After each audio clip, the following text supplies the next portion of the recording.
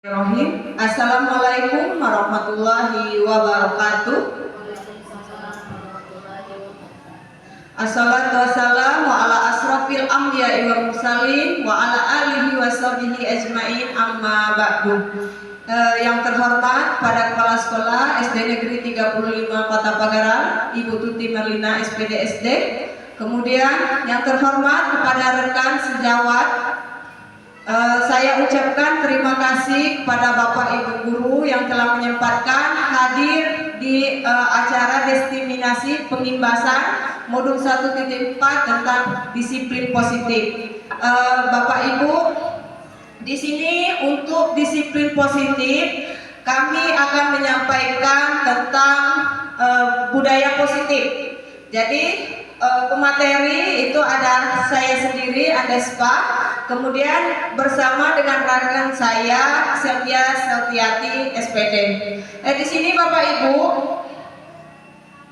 materinya nanti untuk yang pertama itu saya sendiri yang akan menyampaikan, kemudian untuk materi selanjutnya akan disampaikan oleh rekan saya Ibu Sylvia. Salawat beserta salam, semoga kita semua menjadi pengikut sunnahnya hingga akhir zaman. Amin amin ya rabbal alamin. Untuk mempersingkat waktu Bapak Ibu,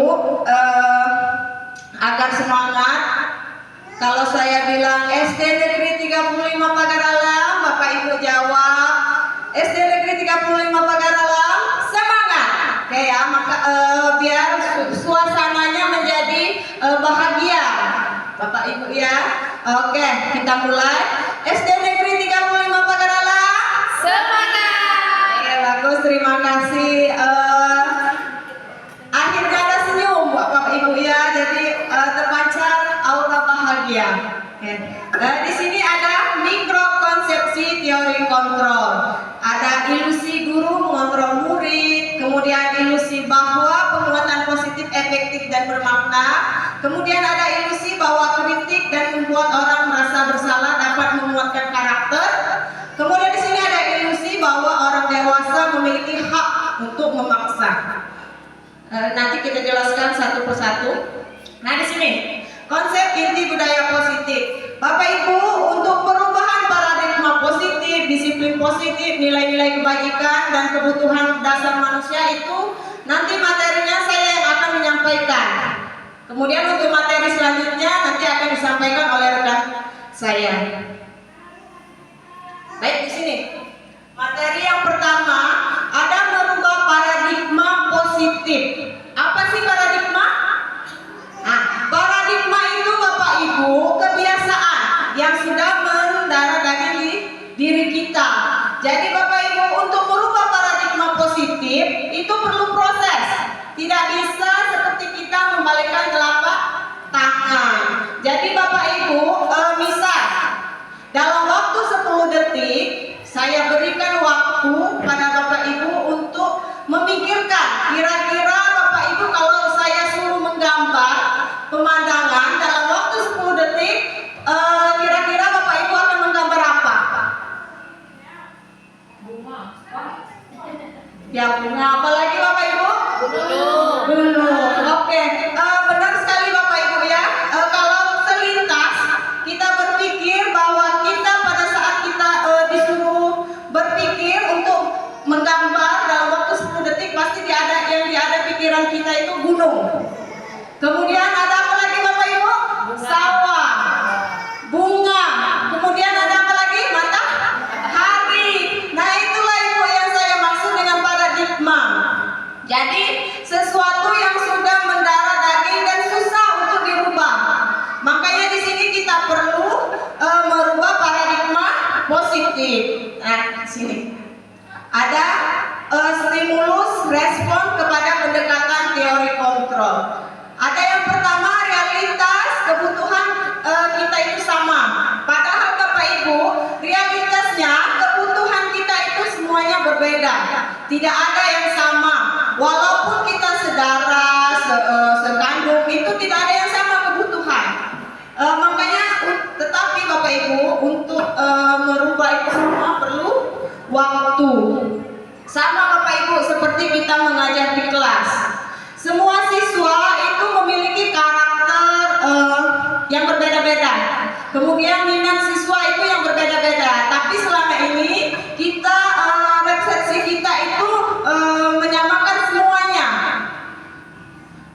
Jadi itu untuk merubah paradigma itu kita harus berpikir bahwa realitas kebutuhan kita itu berbeda. Kemudian yang kedua ada semua orang melihat hal yang sama. Padahal Bapak Ibu semua orang itu melihat hal yang berbeda. Sama pada saat kita melihat ada segitiga di setiap pikiran anak-anak itu berbeda. Mungkin ada yang melihat dari segi lancip, kemudian ada yang melihat warna. Jadi Bapak Ibu kita tidak bisa menyamakan bahwa yang dilihat itu sama. Kemudian di sini ada kita mencoba mengubah orang agar berpandangan sama dengan kita. Jadi Bapak Ibu kita juga harus berpikir bahwa kita tidak bisa memaksakan kehendak kita. Makanya di sini perlunya kerjasama. Di sini perilaku buruk dilihat sebagai suatu kesalahan. Nah Bapak Ibu seharusnya kita bahwa perilaku buruk itu bukan hanya semata-mata itu kesalahan, tetapi semua itu memiliki tujuan. Misal siswa itu datang terlambat ke sekolah, kita pasti ngecap itu adalah kesalahan. Padahal Bapak Ibu seharusnya kita sebagai guru itu tidak langsung kamu sekarang keluar, tidak boleh mengikuti pelajaran ibu hari ini. Padahal Bapak Ibu kita bisa berbicara terlebih dahulu. Mengapa anak itu datangnya terlambat? Mungkin ada alasan-alasan tertentu mengapa anak itu datang terlambat. Kemudian di sini orang lain bisa mengontrol saya. Nah, padahal teori kontrol tentang dunianya itu hanya kita yang bisa mengontrol diri kita. Makanya kata orang itu masa depan ada di tangan kita. Sebenarnya Bapak Ibu semuanya itu ada di kita. Kita mau berubah menjadi lebih baik ada di kita. Apapun itu sebenarnya kontrolnya ada di kita. Kita mau tidak menerima pengaruh negatif atau pengaruh positif dari rekan-rekan kita. Kemudian di sini saya bisa mengontrol orang lain. Nah, di sini kita juga seharusnya kita tidak bisa mengontrol orang lain karena itu ada di kesadaran orang lain. Misal kita menyuruh orang meminta tolong seseorang untuk melakukan sesuatu. Itu Bapak Ibu kita tidak bisa memaksakan orang itu harus mengikuti kehendak kita. Jadi ada di kita tinggal menunggu saja respon dari rekan kita tadi. Apakah mereka akan merespon positif atau negatif.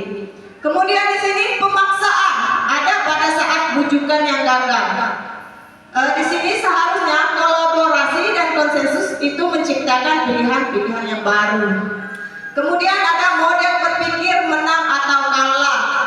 Seharusnya yang harus kita ubah itu model berpikir itu menang dan menang, tidak ada yang kalah.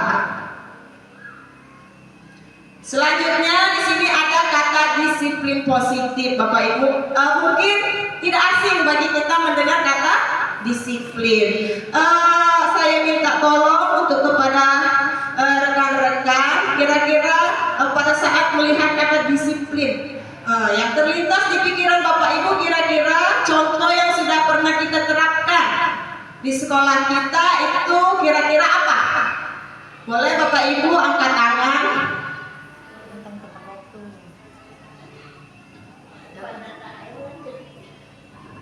Dengan datang tepat waktu. Oke, bagus. Mungkin ada lagi? Ada lagi? Ya, benar ya. Terima kasih kepada Ibu Selva. Benar ya. Disiplin itu kalau dalam pikiran kita itu tentang waktu, tentang seseorang itu mematuhi peraturan. Jadi di sini ada disiplin positif. Misal dalam tepat waktu tadi Ibu Selva tadi. Benar ya. Itu termasuk ke disiplin positif. Nah di sini bahwa disiplin itu Bapak Ibu pembiasaan yang kita lakukan berulang-ulang yang sesuai dengan nilai-nilai kebajikan yang sebenarnya. Jadi di sini ada disiplin berasal dari kata disiplina yang artinya belajar. Jadi disiplin mengacu pada disiplin diri yang memiliki tanggung jawab terhadap apa yang dilakukan berdasarkan nilai-nilai yang diyakini. Kemudian di sini ada disiplin positif, merupakan salah satu cara penerapan disiplin yang bertujuan untuk menumbuhkan kesadaran serta memperdaya peserta didik tanpa imbalan atau reward atau ancaman atau hukuman. Jadi Bapak Ibu, sebenarnya disiplin itu kalau selama ini kita mikirnya pokoknya hari ini kamu harus datang pukul 7. Kalau yang lewat dari pukul 7 berarti itu tidak disiplin Bapak Ibu ya. Kalau kita berpikir selama ini. Ternyata Bapak Ibu, disiplin itu kalau memang ada di jiwa diri kita Bapak Ibu. Kalau ada kesadaran. Jadi memang Bapak Ibu, pertama-tama untuk melakukan disiplin itu ada kata orang terpaksa ala biasa. Jadi biasanya Bapak Ibu kita datang ke sekolah, misal kita masuk jam 7. Awal-awalnya Bapak Ibu kita merasa tertekan dalam tanda kutip. Jadi Bapak Ibu, lama-kelamaan kata tertekan itu menjadi biasa. Makanya di sini kalau seseorang sudah menjalankan sesuatu pekerjaan yang sudah sesuai dengan kesadaran diri, jadi tidak ada misal saya mau datang ke sekolah pagi-pagi agar nanti kalau Ibu Tuti datang saya dicap jadi guru yang paling rajin di sekolah. Mungkin nanti dipanggilnya ke ruangan, Ibu Anda nanti ke ruangan ya, mungkin saya dikasih imbalan. Jadi saya akan datang aktif terus. Nah, sebenarnya bukan itu Bapak Ibu yang dimaksud dengan disiplin. Jadi maksudnya di sini disiplin positif itu ada di kesadaran kita. Berarti walaupun kita tidak ada imbalan, tidak ada ancaman, kita masih tetap datang tepat waktu. Karena apa Bapak Ibu? Karena kita sadar bahwa seorang guru itu adalah teladan atau contoh. Jadi kata orang itu guru itu nak digugu dan ditiru. Jadi apapun yang kita lakukan itu akan ditiru. Misal kalau di kelas kita datang tepat waktu terus, jadi anak-anak tidak mungkin akan datang terlambat karena mungkin dia akan malu, Ibu Anda sebaik datangnya tepat waktu terus, pada aku terlambat. Jadi seperti itu. Jadi di sini sebagai pendidik tujuannya adalah menciptakan peserta didik yang memiliki disiplin diri sehingga mereka berperilaku mengacu kepada nilai-nilai kebajikan yang universal, memiliki motivasi intrinsik dalam perubahan perilaku ke arah yang lebih baik. Jadi Bapak Ibu, motivasi intrinsiknya itu maksudnya motivasi yang ada di dalam diri anak. Jadi tidak kita paksa anak itu tadi. Jadi ada kesadaran diri. Misal kalau mengumpul tugas itu tepat waktu, bukan karena ancaman kalau tidak mengerjakan tugas nanti anaknya kena hukum atau mungkin nilainya jelek. Bukan itu Ibu Bapak Ibu, tetapi ada kesadaran, aku ini siswa. Jadi apapun kegiatan itu harus saya lakukan dengan baik. Kemudian di sini ada nilai-nilai kebajikan, ya. Nilai-nilai kebajikan itu adalah nilai-nilai yang didapat dalam disepakati bersama, lepas dari suku bangsa, agama, bahasa maupun latar belakangnya. Misal Bapak Ibu, nilai-nilai itu, nilai-nilai kebajikan, misal di sekolah kita bersalaman, itu memang sudah kesepakatan dari kita. Kita menerapkan di sekolah misalnya ada 5S: sapa, senyum, salam, sopan, dan santun. Itu memang kesepakatan dari kita Bapak Ibu, bukan paksaan. Jadi itulah yang dinamakan dengan nilai kebajikan. Di sini ada misal contoh, ada profil pelajar Pancasila. Kemarin kan kita sudah belajar profil pelajar Pancasila itu ada 6. Ada beriman dan bertakwa kepada Tuhan Yang Maha Esa, berakhlak mulia, berkebenekaan global, gotong royong, mandiri dan menaruh kritis, kemudian kreatif. Jadi itu semua sebenarnya kesepakatan dari kita. Nah, di sini ada kebutuhan dasar manusia. Bapak Ibu, sebenarnya kebutuhan dasar itu semua orang pasti ada. Sama halnya dengan siswa. Kita Bapak Ibu sebagai seorang pendidik atau guru harus bisa memenuhi kebutuhan siswa. Apabila kebutuhan siswa itu sudah kita penuhi, maka 5 tuh aku kan. uji kawan, nah ini. Oi, lah beda hal. Oi, beda hal lanjut. Lanjut. Tengok apa? Lanjut. Sampai 15 menit. Nah, di sini ada kebutuhan dasar manusia, Bapak Ibu. Jadi kita sebagai seorang guru itu harus bisa memenuhi kebutuhan murid, karena sesuai dengan Ki Hajar Dewantara bahwa seorang guru itu harus menuntut, seorang guru itu harus menuntun, bukan menuntut murid, Bapak Ibu, beda ya, menuntun dan menuntut. Jadi di sini kita seorang guru itu harus menuntut murid sesuai dengan kodrat zaman dan kodrat alam. Jadi di sini ada 5 kebutuhan dasar manusia sebenarnya.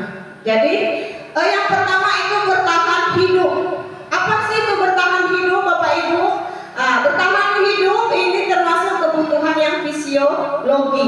Artinya misal kebutuhan untuk makan, kemudian mandi, kebutuhan tempat tinggal yang layak, itu termasuk kebutuhan bertahan hidup. Jadi jika siswa itu sudah terpenuhi di kebutuhan bertahan hidup, maka siswa tadi akan datang ke sekolah itu dengan keadaan yang baik. Misal kalau siswa datang ke sekolah itu harus sudah sarapan terlebih dahulu, Bapak Ibu.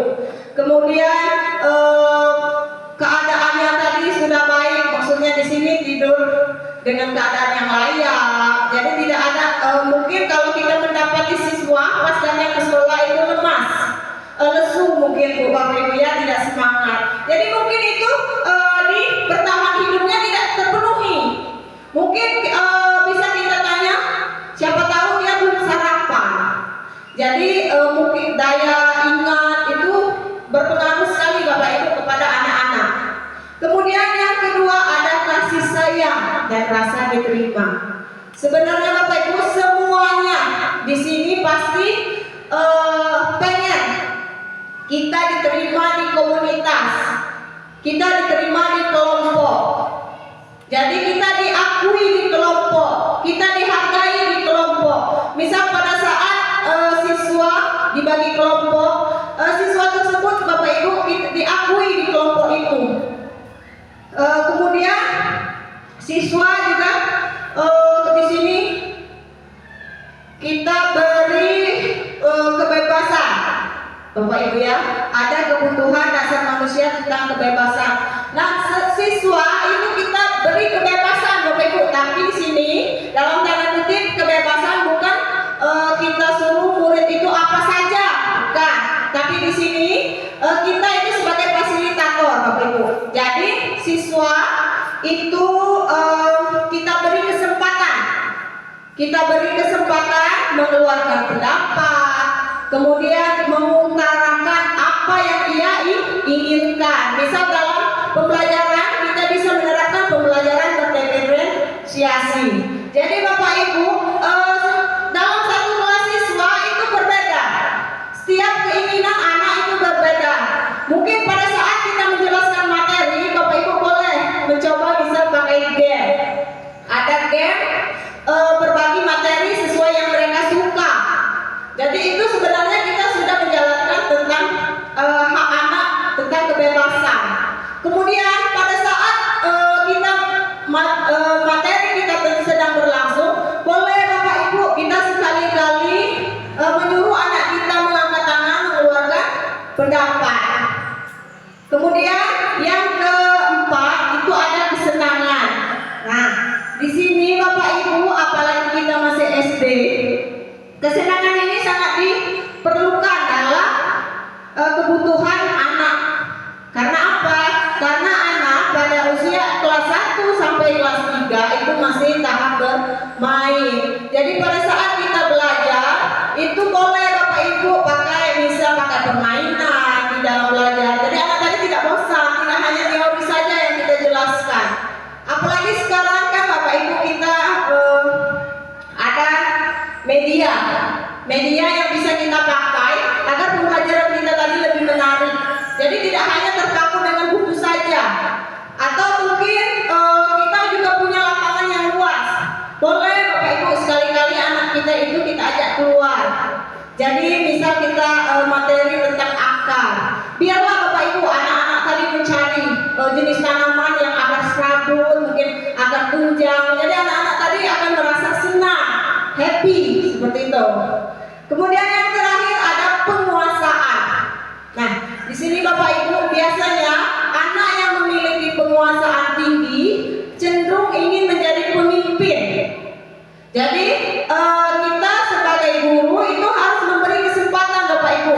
Misal anak-anak ingin menjadi ketua kelas, boleh Bapak Ibu. Jangan kita tidak, kamu tidak pantas jadi ketua kelas. Yang itu saja. Tidak Bapak Ibu, biarlah. Mungkin kita nanti pakai adu suara. Jadi ada timbul sikap sportivitas. Jadi kalau memang dia tidak terpilih menjadi ketua kelas, dia akan menerima dengan lapang dada. Kemudian Bapak Ibu, untuk di kebutuhan dasar penguasaan ini, anak itu cenderung lebih aktif dibanding yang lain. Seperti itu. Mungkin untuk materi yang selanjutnya Bapak Ibu, untuk sesi tanya jawabnya nanti setelah selesai rekan saya yang kedua menjelaskan materi. Untuk materi yang kedua, sini Bapak Ibu boleh nanti disampaikan oleh rekan saya Ibu Selviati untuk materi yang selanjutnya. Jadi jika Bapak Ibu ingin bertanya nanti setelah sesi yang kedua ini Bapak Ibu boleh, misal ada yang ingin ditanyakan tentang disiplin itu apa, mungkin contohnya apa, penerapannya apa, kemudian cara membiasakan disiplin positif itu seperti apa, nanti boleh kita tanyakan. Mungkin itu saja Bapak Ibu penjelasan materi dari saya. Saya ucapkan terima kasih. Dilanjutkan dengan rekan saya Ibu Selviati.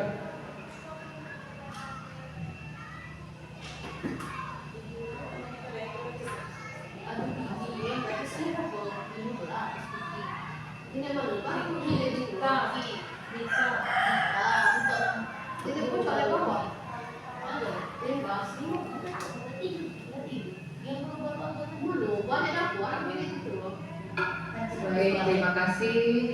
Sekali lagi terima kasih banyak kepada rekan-rekan yang sudah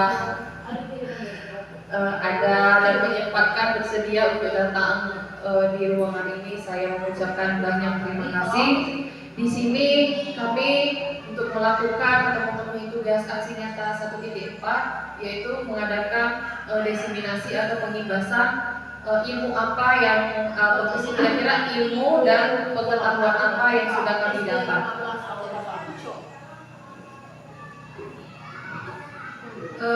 Baik, di sini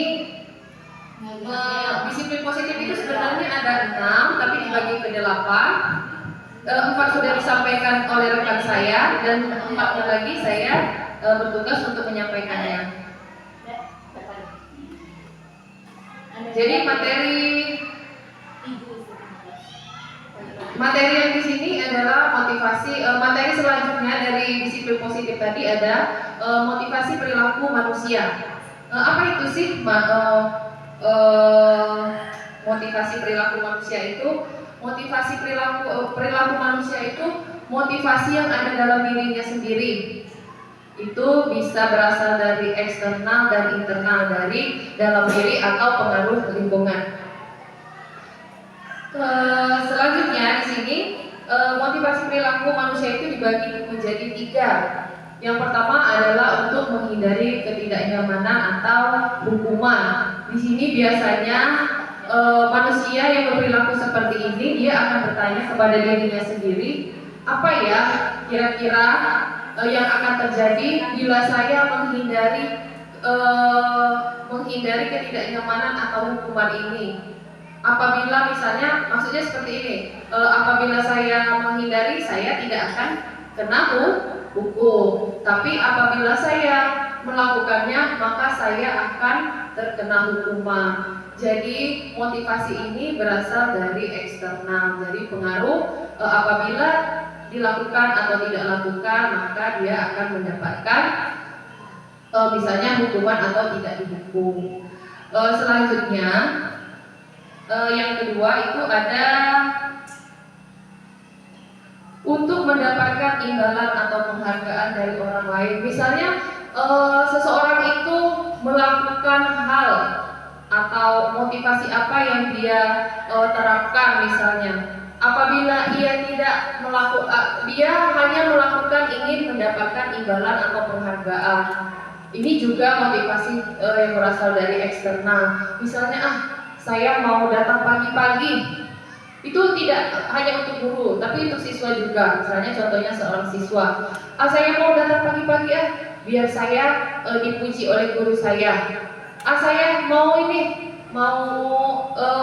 rajin dalam kebersihan biar saya dapat penghargaan dari guru saya. Itu merupakan juga berpengaruh dari lingkungan juga, karena ingin mendapatkan imbalan atau penghargaan dari guru tersebut. Contohnya kita juga tidak hanya siswa, guru juga. Misalnya saya mau datang pagi-pagi biar dipuji rekan-rekan dan kepala sekolah saya. Tapi itu biasanya yang perilaku manusia yang untuk mendapatkan imbalan ini tidak berjalan secara konsisten atau kontinu, karena dia hanya mengharapkan imbalan atau penghargaan. Selanjutnya, motivasi perilaku manusia yang selanjutnya itu untuk menjadi orang yang mereka inginkan dan dihargai, dan menghargai diri sendiri dengan nilai-nilai yang mereka percaya. Misalnya seperti ini. Saya ingin menjadi, misalnya ini guru penggerak, saya sedang mengikuti pendidikan guru penggerak. Nah, pada motivasi ini berasal dari diri saya sendiri.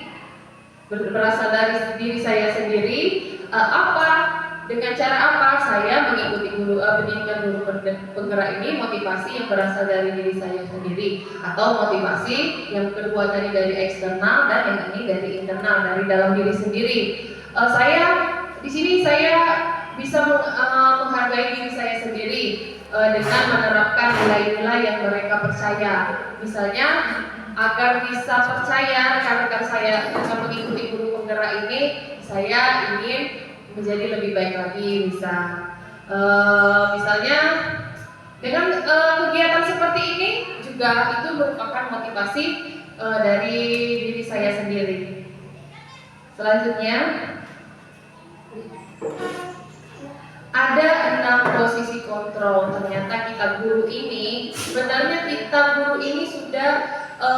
menerapkan posisi kontrol ini, tapi kita tidak tahu namanya.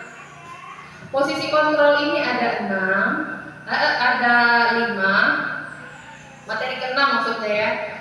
Di sini kita guru memiliki posisi kontrol, tapi kita sebelumnya tidak tahu namanya. Di sini ada penghukum. Penghukum itu misalnya dulu ya. Ngepek dulu.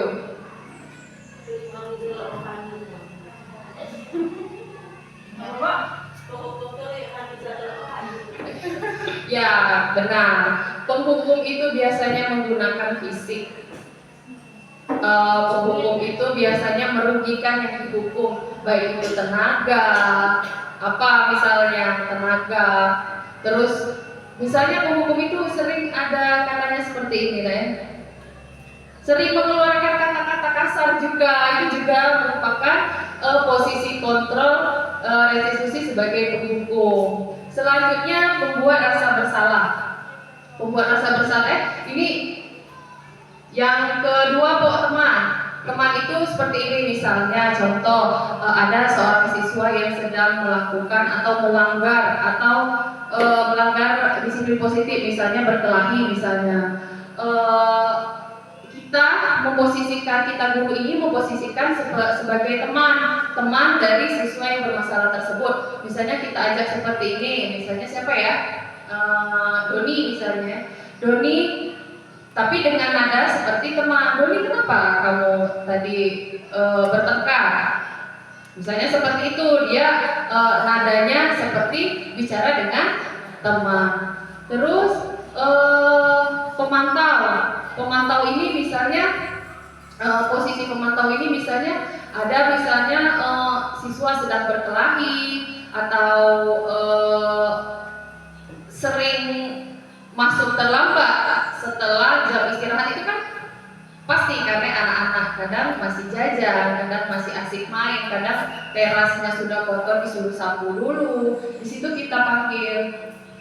Misalnya yang bertengkar tadi. Nah, dengan kata-kata seperti itu kita ini sebenarnya sudah memiliki posisi kontrol masing-masing, tapi kita belum tahu posisi yang mana yang kita terapkan itu. Misalnya, nah tadi kenapa bertengkar? Ada masalah apa? Misalnya itu sebenarnya kita itu sudah di posisi pemantau. Selanjutnya di sini pembuat rasa bersalah. Ya, nah di sini ya saya juga pernah menerapkan pembuat rasa bersalah ini. Maksudnya misalnya si Doni tadi bertengkar. Nah, misalnya Doni bertengkar, saya bertanya. Nah, misalnya Doni tadi anakku, misalnya kelas berada di kelas saya tepatnya di kelas 5 misalnya. Nah, kenapa anak bertengkar terus? Kan ibu jadi malu di kantor, dikit-dikit kelas 5 yang salah, dikit-dikit kelas 5. Jadi pada posisi ini saya sudah memposisikan pada posisi pemantau, posisi pembuat rasa bersalah. Saya memberikan rasa bersalah pada siswa tersebut agar dia menyadari kesalahannya. Biasanya pembuat rasa bersalah ini mengeluarkan kata-kata yang lembut. Jangan lagi nak ya, nanti ibu malu, nanti ibu malah dimarah kepala sekolah. Misalnya Doni selalu bertengkar. Setidaknya Doni tadi melihat ibu atas perilakunya, wali kelasnya mendapat hukuman juga, mendapat apa yang diperbuatnya itu. Setidaknya Doni tersebut merasa bersalah karena saya sebagai wali kelasnya juga terlibat dalam pertengkaran itu. Selanjutnya manajer. Nah, yang paling bagus dari 5 posisi kontrol ini, yang paling bagus itu adalah posisi sebagai manajer. Misal yang bertengkar tadi, misalnya si Doni tadi. Nah, kamu harus tahu. Biasanya posisi manajer ini mengeluarkan kata-kata seperti ini. Nah, kamu harus tahu bahwa bertengkar itu tidak baik. Untuk selanjutnya, kalau Doni selalu bertengkar, ibu akan merasa dirugikan juga karena ibu merasa Doni tidak nurut sama ibu. Misalnya posisi kontrolnya seperti itu. Lanjut lagi.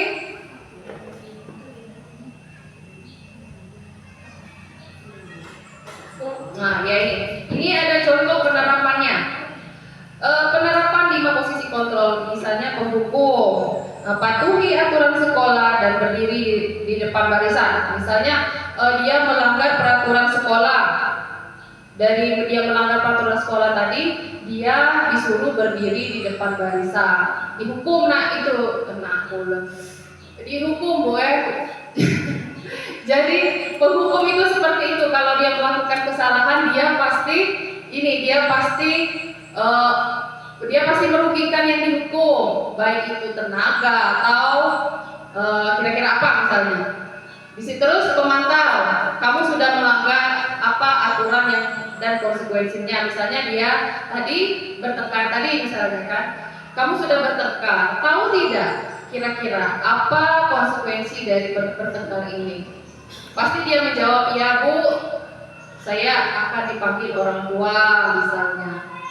Lanjut, teman itu seperti kita dengan teman. Ayolah yang tertib, buat Bu Guru bangga, kali ini tidak apa-apa kamu salah. Misalnya yang bertengkar tadi, ayo Doni, janganlah bertengkar terus nak. misalnya seperti itu. Buatlah ibu bangga dengan prestasi apa, jangan selalu bertengkar misalnya. Kali ini tidak apa-apa, kamu salah. Selanjutnya pembuat rasa bersalah. Nah, pembuat rasa bersalah ini sering mengeluarkan kata-kata, berapa kali bu guru harus memberitahu kamu, bu guru kecewa sama kamu. Jadi setidaknya pembuat masalah tadi merasa bersalah sehingga dia menyadari kesalahan yang dia perbuat. Manajer, nah manajer, posisi dari 5 posisi kontrol ini, kita sebagai guru paling baik dari 5 ini adalah sebagai manajer. Apakah yang bertengkar tadi kan kita tanya, apakah tahu kamu kesalahannya, mengapa bertengkar tadi? Kira-kira bagaimana kamu akan memperbaiki kesalahan ini? Apabila kita mengeluarkan pertanyaan itu, setidaknya siswa tersebut, oh saya ini kalau bertengkar terus, bagaimana ya? Apakah bisa kira-kira saya bisa memperbaikinya dengan motivasi, dengan 3 motivasi yang sebelumnya tadi? Lanjut lagi, keyakinan kelas. Ini keyakinan kelas ini intern dari wali kelas dan kelasnya. Ternyata kita sebelum memulai atau awal tahun ajaran baru itu kita wajib membuat keyakinan kelas. Siapa sih yang membuat keyakinan kelas itu? Guru dan siswa, dan disepakati secara bersama-sama. Keyakinan kelas itu berisi tentang peraturan-peraturan yang kita sepakati. Misal contoh, kita harus menghargai sesama teman. Itu juga termasuk keyakinan kelas. Terus ada lagi misalnya kelas harus bersih, harus tertib di sekolah, harus tertib di kelas, berteman dengan siapa saja, tidak memilih-milih. Itu juga beberapa contoh dari keyakinan kelas. Mengapa keyakinan kelas? Mengapa tidak peraturan kelas saja? Kalau peraturan itu lebih ke tata tertib, tapi kalau keyakinan kelas itu keyakinan yang kita sepakati bersama. Kalau peraturan kelas itu biasanya dibuat oleh wali kelas itu sendiri. Mengapa kita memiliki peraturan tentang penggunaan helm pada saat mengendarai kendaraan roda 2 atau motor? Kira-kira kenapa? Mengapa kita memiliki peraturan tentang penggunaan helm pada saat mengendarai kendaraan roda 2 dan motor? Itu merupakan keyakinan atau peraturan? Peraturan, benar, karena itu merupakan itu adalah peraturan. Mengapa kita memiliki peraturan tentang penggunaan masker dan mencuci tangan setiap saat? Mengapa kita memiliki peraturan tentang penggunaan masker dan mencuci tangan setiap saat? Itu juga termasuk ke peraturan. Keyakinan itu Lanjut lagi. Yang terakhir ini ada segitiga restitusi. Kita sebagai guru ini harus menerapkan segitiga restitusi. Apa sih? Kok saya baru kali ini mendengarnya itu segitiga restitusi itu apa ya? Segitiga restitusi itu fungsi segitiga restitusi itu untuk menghadapi siswa-siswa yang bermasalah. Misal kita masuk ke contoh.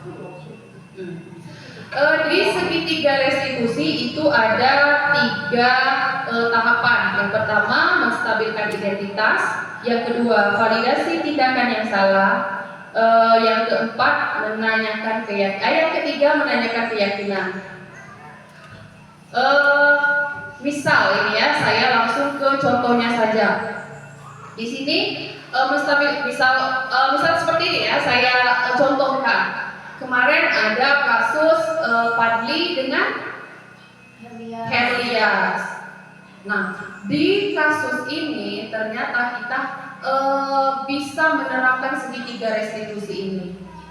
Segitiga restitusi ini tahapan yang pertama itu adalah menstabilkan identitas. Misalnya saya misalnya wali kelas dari kedua anak ini. Saya panggil, saya dudukkan, bertatapan dengan mereka, dan di sana saya menerapkan tahap yang pertama yaitu menstabilkan identitas. Seperti ini misalnya, kita semua akan melakukan hal yang terbaik yang bisa kita lakukan. Seperti ini contohnya.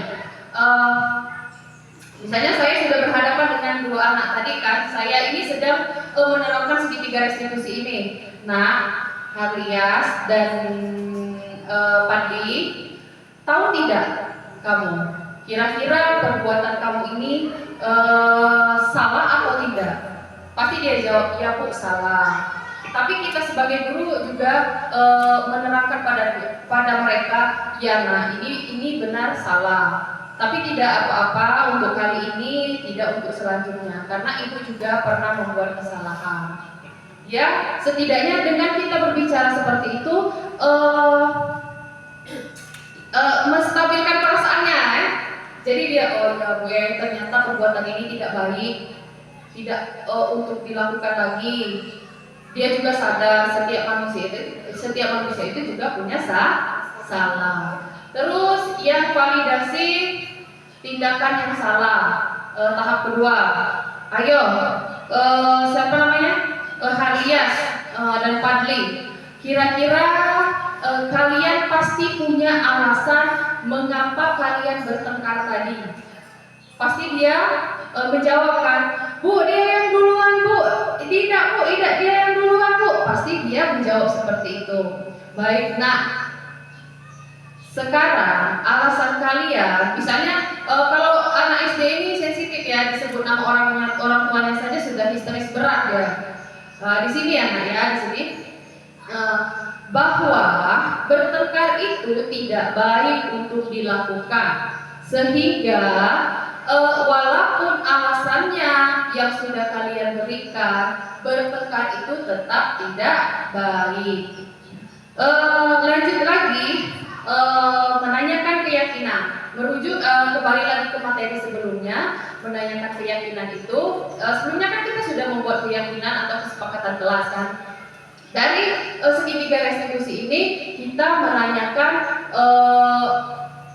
keyakinan kelas apa yang mereka langgar saat bertengkar. Misalnya Padi, siapa namanya? Padi, Harlias. Kalian tahu kita kan pernah sebelumnya sudah membuat keyakinan kelas. Pernah, pasti dia jawab, ya Bu, kita sudah membuat keyakinan kelas. Nah, kira-kira keyakinan kelas apa yang kalian langgar? Ya Bu, kami bertengkar di dalam kelas. Padahal tadi kita sudah membuat keyakinan kelas harus tertib di dalam kelas.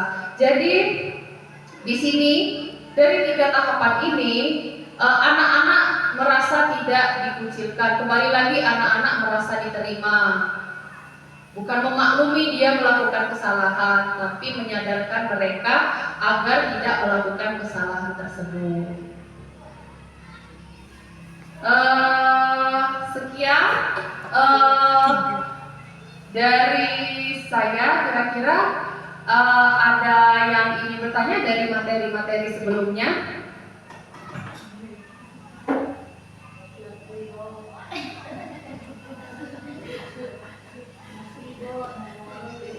Boleh Bapak Ibu, bisa ada yang belum mungkin ada di pikiran Bapak Ibu terlintas, oh berarti selama ini apa? Nah, itu Misalnya, oh ternyata saya selama ini sudah ini dari penjelasan dari 8 materi, 6 materi yang dibagi 8 materi itu, ternyata saya tanpa disadari ternyata saya sudah menerapkan posisi kontrol, sudah menerapkan keyakinan kelas, sudah juga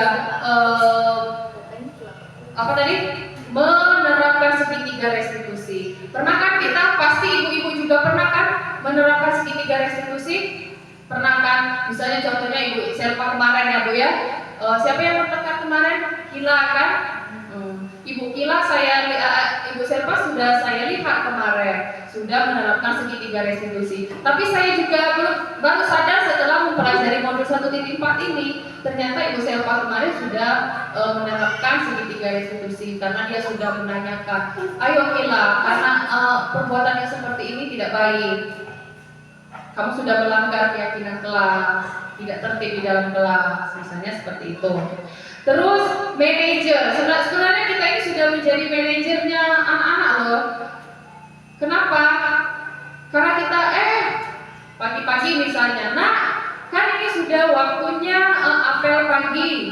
Untuk apel pagi, misalnya kan isi apel pagi kita itu kan membaca ayat-ayat pendek, terus membaca Pancasila. Di situ kan sudah menerapkan juga disiplin positif. Sebenarnya kita itu sudah menerapkan disiplin positif ini. Tinggal kita buat secara konsisten dan kontinu. Saya yakin kita awalnya, ternyata saya ini sudah menerapkan pembuat rasa bersalah. Oh enak, kalau kalian bertengkar terus ini malu ibu nak di kantor. Nah itu sudah pembuat rasa bersalah. Malu ibu nak sudah di kantor. Kalau kalian masih ribut, nanti ibu bisa lama-lama dipanggil kepala sekolah karena tidak bisa menjaga ketertiban kelas kita. Itu sudah membuat rasa bersalah. Kalau teman tuh seperti ini juga. Misalnya siapa? Suci misalnya. Suci lagi nangis. Kenapa nak nangis? Nadanya lebih seperti ngobrol dengan teman.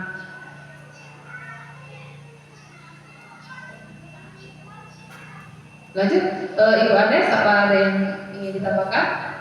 Boleh, yang mau bertanya kira-kira?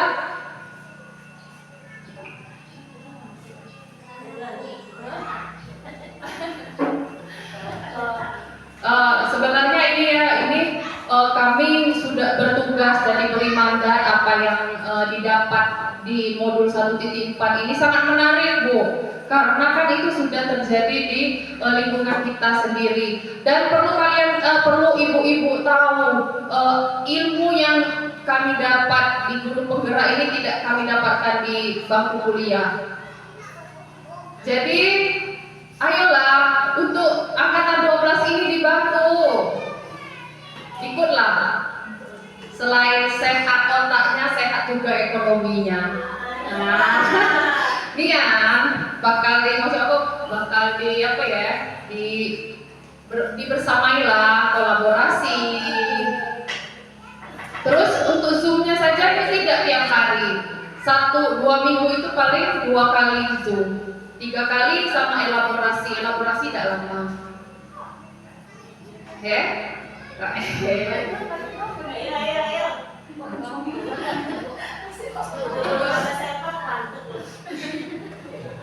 Ya, bagaimana Ibu Marliza? Kira-kira sudah ini belum menerapkan 5 posisi kontrol belum? Sudah Bu ya? Karena Ibu jangan posisi kontrol hukum lagi Bu. Pindah ke manajer saja Bu ya. Tapi beda lagi. Tuh kembali lagi ke kembali lagi ke lingkungannya, anak-anaknya. Kalau memang anak-anaknya bisa dia sudah lulus, enaklah kita pakai manajer. Tapi kalau anak-anak Ibu Marliza khususnya ya, luar biasa. Tapi anak-anak itu istimewa dan sangat luar biasa. Dia sangat memberikan pengaruh besar untuk kita semua.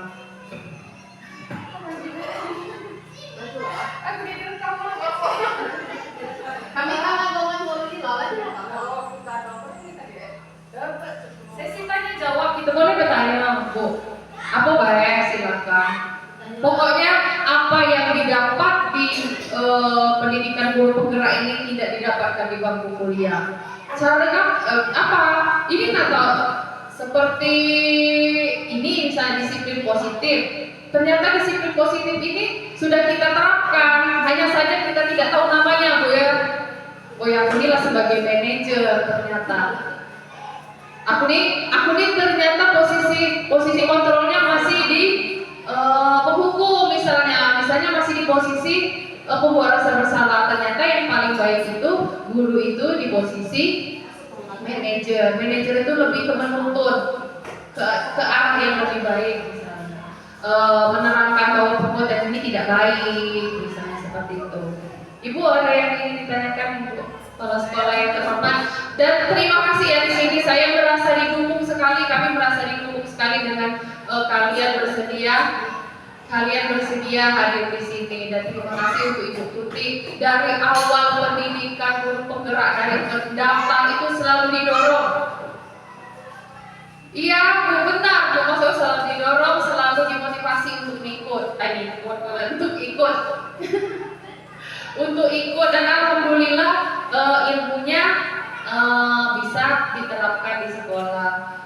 Walaupun dikit, walaupun kecil, insya Allah akan membawa perubahan. Tidak untuk lingkungan besar, untuk lingkungan kelas saya sendiri sudah ini. Alhamdulillah.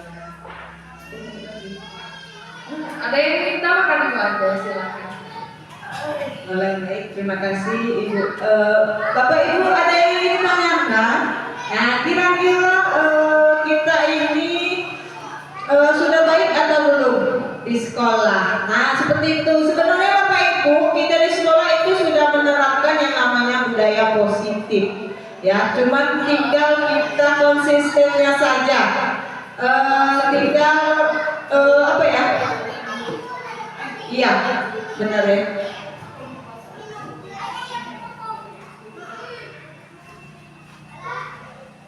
Yang di sini tadi ada paradigma Bapak Ibu ya. Memang benar Bapak Ibu, kita mengubah kebiasaan itu memang susah Bapak Ibu. Untuk merubah ke arah yang lebih baik itu benar yang saya katakan tadi, tidak seperti membalikan telapak tangan. Misal tadi kan sudah saya contohkan pada saat kita menggambar. Dalam otak kita ini Bapak Ibu pada saat mendengar kata pemandangan yang dipikir cuma gunung. Padahal Bapak Ibu pemandangan itu banyak. Di situ yang namanya paradigma. Kenapa sih tidak kita berpikir tentang taman, mungkin suasana kelas, itu semua sebenarnya pemandangan Bapak Ibu. Tapi yang ada di pikiran, yang ada di otak kita itu kenapa sih cuma pas mendengar kata pemandangan itu yang ada gunung? Apa sih dengan kata gunung? Nah, seperti itu. Kemudian ada sawah. Sebenarnya di gunung itu tidak hanya sawah, Bapak Ibu. Ada kebun teh, kemudian ada pohon-pohon, tapi yang terlintas cuma sawah. Kemudian ada jalan, burung. Apalagi Bapak Ibu? Mataharinya bulan. Kemudian ada tanda-tanda lagi. Cuma itu yang pikiran. Makanya Bapak Ibu di sini, paradigma itu kebiasaan yang susah untuk kita rubah, tetapi harus kita rubah. Sama tadi, misal kalau siswa itu sama, tidak Bapak Ibu sebenarnya untuk merubah paradigma itu sebenarnya butuh waktu. Jadi tidak bisa kita disamakan semua di dalam kelas itu suka matematika. Tidak Bapak Ibu, mungkin anak Ibu kita sukanya pelajaran menggambar. Ya, untuk anak yang suka menggambar, dia di posisi di penjas materi olahraga, dia mungkin tidak kuat di sana. Kemudian yang suka matematika mungkin dia di dalam hal menggambar tidak bisa Bapak Ibu. Jadi kita tidak bisa menyamakan anak tadi. Makanya di sini menurut Ki Hajar Dewantara itu kita harus menuntun murid kita itu sesuai dengan minat, kodrat zaman, kodrat Allah Bapak Ibu ya. Di sini apa sih kodrat zaman? Nah, kodrat zaman Bapak Ibu kalau dulu belum mengenal yang namanya teknologi ya. Kalau kita bisa mencari apa sih itu arti pangkat, perpangkatan mungkin ya Bapak Ibu. Mungkin apa itu arti perkembangbiakan hewan yang genetatif itu seperti apa? Nah, mungkin dulu kita masih cari ke buku Bapak Ibu ya. Mungkin beberapa buku yang sudah kita baca. Tapi sekarang Bapak Ibu alhamdulillah sudah kemajuan teknologi ya. Jadi bisa anak-anak itu Bapak Ibu sebenarnya lebih cerdas daripada kita. Karena kemajuan teknologi sekarang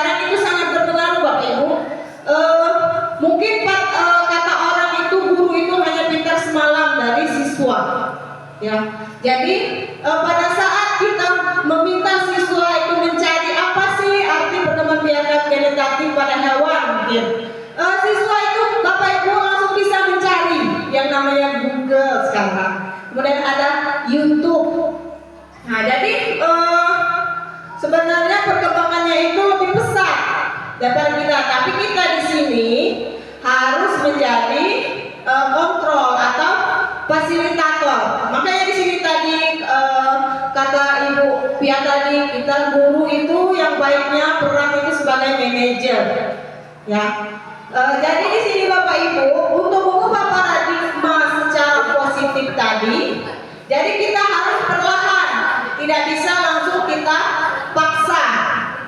Kemudian Bapak Ibu untuk menerapkan paradigma positif ini, kita harus perlu kolaborasi ya namanya, atau kerjasama. Jadi Ibu, sekolah agar bisa maju itu tidak hanya satu orang saja atau mungkin kepala sekolahnya saja. Misal Ibu Tuti semangat yang maju sekolah kita ini maju, kemudian tertib, disiplin positifnya maju, kemudian sarana prasarananya sudah dilengkapi dengan Ibu Tuti. Tapi kalau gurunya tidak ada kemauan atau gurunya tidak mau kerjasama, itu tidak akan terlaksana Bapak Ibu. Makanya di sini untuk menciptakan disiplin budaya, disiplin positif itu perlu kerjasama. Kemudian tidak hanya gurunya saja, misal kalau gurunya pun yang semangatnya, kemudian kepala sekolahnya tidak mendukung juga tidak bisa. Makanya tadi semuanya harus kerjasama, dari baik dari kepala sekolah, rekan guru, siswa, kemudian orang tua. Nah di sini Bapak Ibu, kita jangan lupa kalau kita perlu kerjasama juga dengan orang tua. Orang tua di sekolah itu kita libatkan. Jadi misal dalam pemecahan masalah tadi menggunakan segitiga restitusi, kan ada siswa biasanya orang tuanya itu datang ke sekolah gara-gara anaknya tadi dipukul Bapak Ibu, karena watak orang tua itu beda-beda. Ada yang mudah menanggapi, ada yang pemarah, ada yang langsung bawa golok misalnya. Jadi bagaimana cara kita itu untuk menangani itu semua. Jadi misal kalau tidak bisa kita tangani di sekolah, kita bisa langsung panggil orang tua yang sini untuk memberi arahan anaknya ini kenapa. Karena orang tua itu, kita di sekolah itu sebagai orang tua. Jadi pada saat orang tua datang ke sekolah kita tanyakan, Bapak, saya memanggil Bapak di sini karena anak Bapak bisa berkelahi.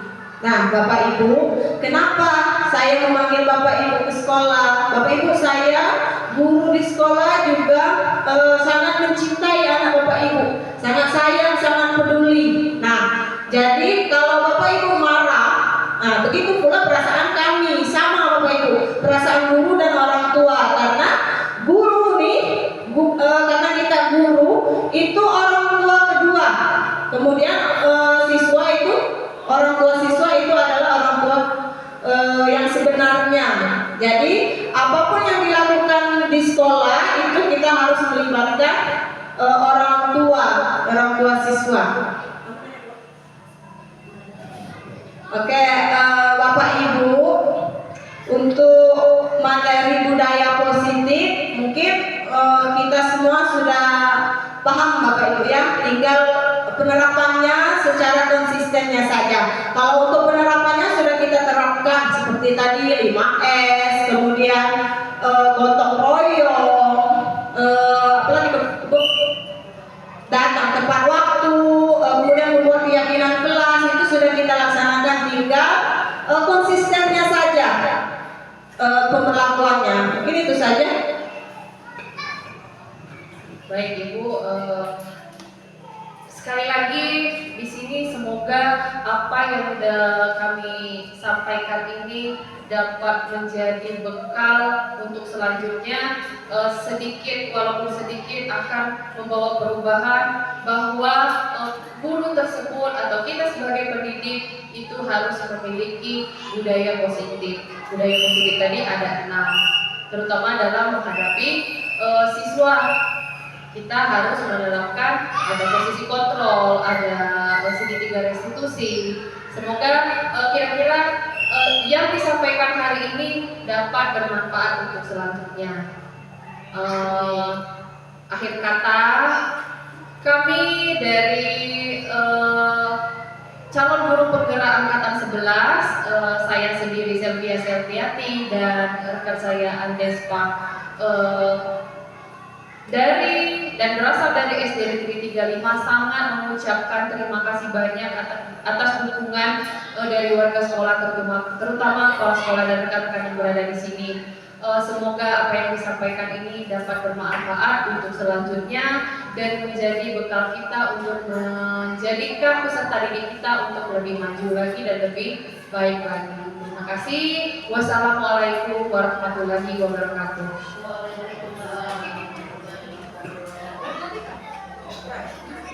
Jangan pernah ya. Ay, buku itu kalau PA ini dari mana sih PA?